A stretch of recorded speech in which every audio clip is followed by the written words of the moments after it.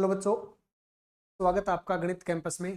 तो अब हम 6 चैप्टर ट्रायंगल में प्रूफ्स कर रहे हैं और पहला प्रूफ है हमारा प्रूफ ऑफ बीपीटी। और बीपीटी का जो दूसरा नाम है वो है बेटा थेल्स थ्योरम। देखो इसमें गिवन क्या होगा, हमारे पास स्टेटमेंट क्या होगी हमारी।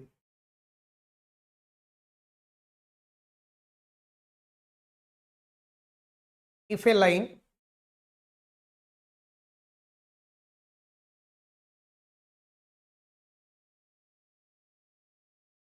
If a line is draw parallel to one side of a triangle, means एक ट्रायंगल हमारे को गिवन होगी।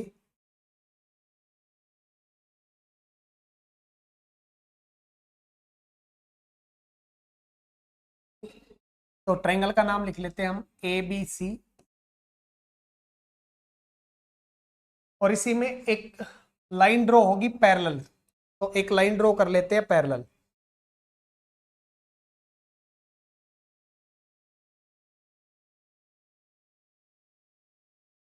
तो लाइन का नाम है हमारे पास डी ई।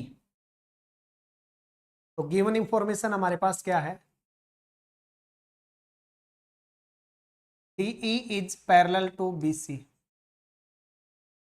तो हमें प्रूव करना है कि जो पैरेलल लाइन है बेटा वो इंटरसेक्ट करेगी अदर टू साइड्स को और अलग अलग पॉइंट्स पे, तो उनका रेशो सेम रहेगा। अब रेशो हमेशा जो पॉइंट कॉमन आता है उससे लेते हैं, ये हमने पहले चेक किया था। तो पहले करेंगे हम A D upon D B. तो रेशियो क्या बनेगा अपना, to prove A D upon D B is equal to, right में है ए ई अपॉन ई सी। उसके बाद में देखो,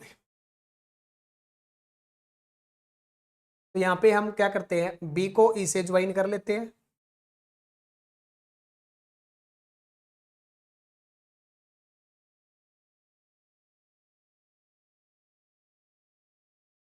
और डी को सी से ज्वाइन कर देते हैं।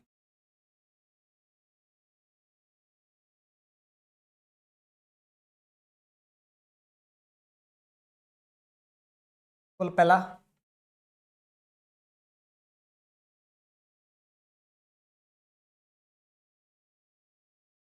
Construction,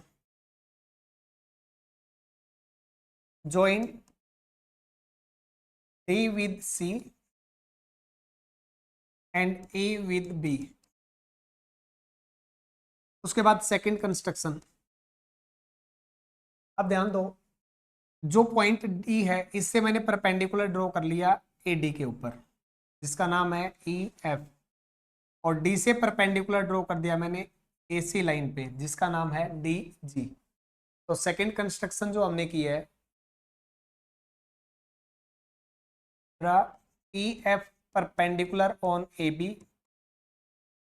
and D G perpendicular on A C. अब देखो ये कंस्ट्रक्शन हमने क्यों की, उस बात पे आते हैं। तो देखो अब हम प्रूफ कर रहे हैं ना, उसमें तुम्हारे को जस्ट आइडिया मिलना स्टार्ट हो जाएगा कि हमने ऐसा ही कंस्ट्रक्ट क्यों किया। ठीक है, तो इसलिए ध्यान दो बेटा, जो चीज हमें प्रूव करनी है हम उस पार्ट पे आते हैं। हमें ये चीज प्रूव करनी है A D upon D B is equal to A E upon E C. तो करना क्या बेटा, जो लेंथ हमें चाहिए इसको हम बेस लेके चलेंगे, और इस बेस के ऊपर जो परपेंडिकुलर है वो जिस भी पॉइंट से आएगा उस पॉइंट को लेके एक ट्रायंगल लेके चलेंगे। उस पॉइंट को लेकर हम क्या लेंगे, एक ट्रायंगल लेंगे और उन ट्रायंगल का एरिया निकालना स्टार्ट कर देंगे हम। तो प्रूफ बहुत सिंपल है, आसान। एरिया ऑफ ट्रायंगल इसके इक्वल होता है 1/2 बेस इंटू हाइट।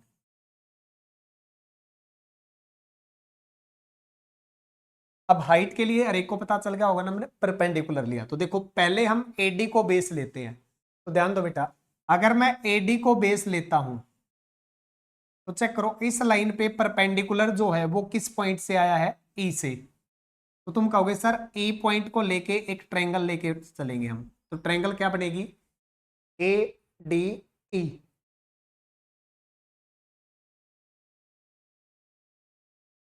तो लिख दो एरिया ट्रायंगल ADE लिखो। 1/2 बेस हमारा है AD, और AD से जो परपेंडिकुलर आया वो आया बेटा E पॉइंट से, तो EF परपेंडिकुलर है। सेकंड हम लेके चलेंगे DB का एरिया। तो DB को बेस लेके चलो, तो एरिया ऑफ ट्रायंगल DB, तो चेक करो DB लाइन के ऊपर जो परपेंडिकुलर है वो कहां पे है। तो तुम कहोगे सर DB लाइन को अगर हम एक्सटेंड कर रहे हैं तो परपेंडिकुलर E पॉइंट से आया है, तो ट्रायंगल क्या बनेगी, DB को बेस लेना था, परपेंडिकुलर E पॉइंट से आया, तो ट्रायंगल का नाम क्या बनेगा, BED। BED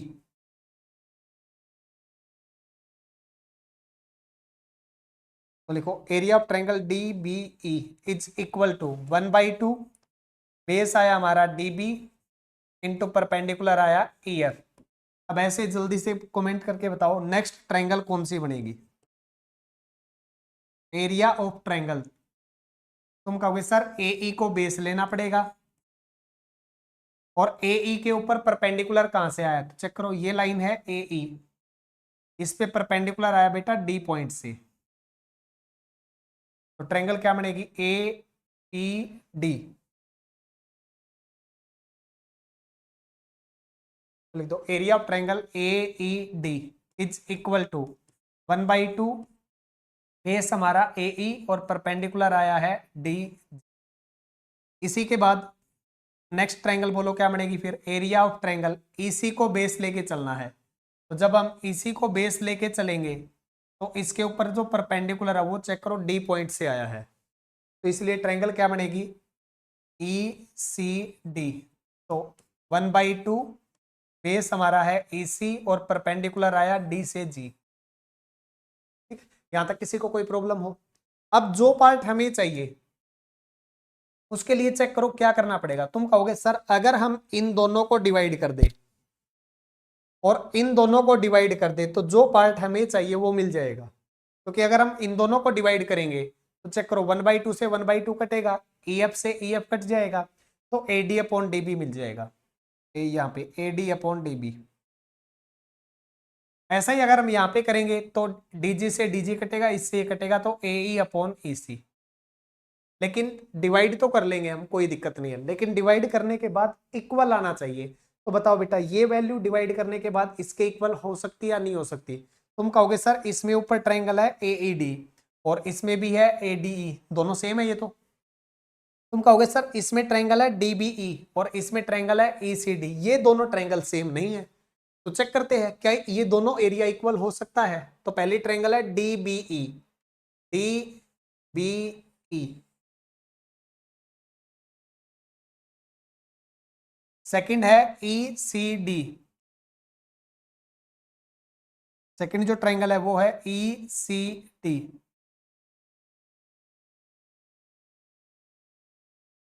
ECD तुम कहोगे सर ये जो दोनों ट्रायंगल है ना, ये दोनों की दोनों ट्रायंगल दो पैरेलल लाइन के बीच में बनी है और सेम बेस पे बनी है। तो अभी हम पढ़ गए हैं एरिया ऑफ ट्रायंगल होता है बेटा 1/2 बेस इंटू हाइट,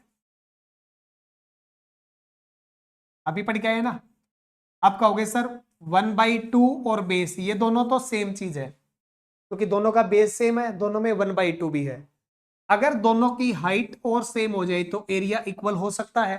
तुम कहोगे सर पैरेलल लाइन के बीच में हाइट तो सेम होती है, तो पैरेलल लाइन के बीच में अगर हाइट सेम होती है तो इसका मतलब इस ट्रायंगल का और इस ट्रायंगल का एरिया भी इक्वल हो जाएगा। अगर ऐसा हो सकता है तो इट मींस हम क्या लिख सकते हैं, इसका मतलब तो हम ऐसा लिख सकते हैं कि लेफ्ट में जो ट्रायंगल ADE है उसको अगर मैं डिवाइड कर दूं एरिया ऑफ ट्रायंगल DBE से तो वो इक्वल हो जाएगा एरिया ऑफ ट्रायंगल AED, क्योंकि ऊपर वाली ट्रायंगल दोनों में सेम है।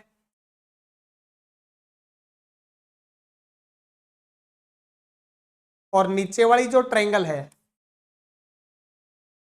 वो ट्रायंगल बेटा सेम पैरेलल लाइन के बीच में बनी है, तो हम क्या लिखेंगे if two triangles are same, तो यहां पे स्टेटमेंट लिख लेंगे if two triangles are same on the same base between parallel line then their areas are equal। अगर हम ये डिवाइड कर लेते हैं तो चेक करो बेटा, लेफ्ट में अगर मैं इसके डिवाइड में ये लिखूंगा तो थोड़ा दिमाग लगाओ, ऐसा करने पर क्या होगा कि 1/2 से तो 1/2 रिमूव हो जाएगा, EF से EF रिमूव हो जाएगा, तो लेफ्ट में क्या बचेगा देखो, AD अपॉन DB